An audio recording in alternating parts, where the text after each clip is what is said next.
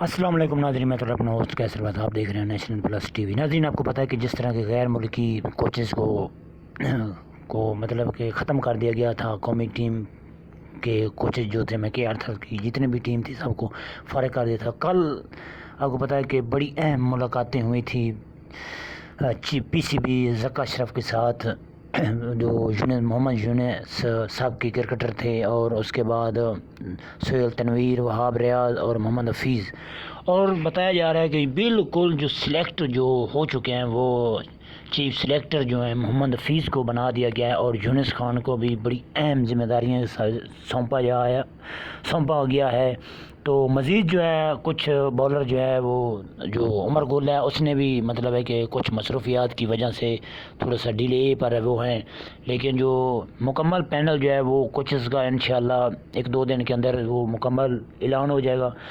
تو آپ کو بتاتا چلیں کہ جس طرح کے پاکستان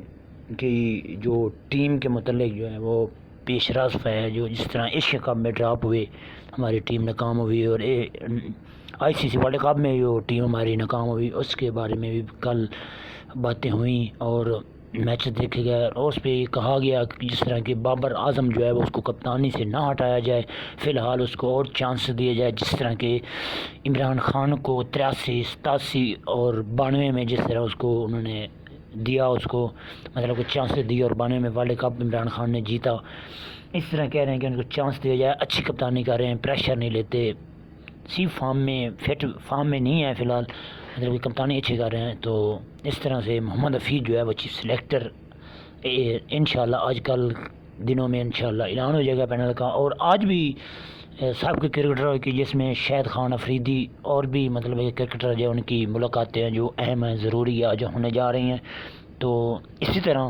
میرے چینل کے ساتھ جڑے رہیں اور میری ویڈیو کو لائک کریں، شیئر کریں، اور چینل کو ضرور سبسکرائب کریں۔ اللہ حافظ۔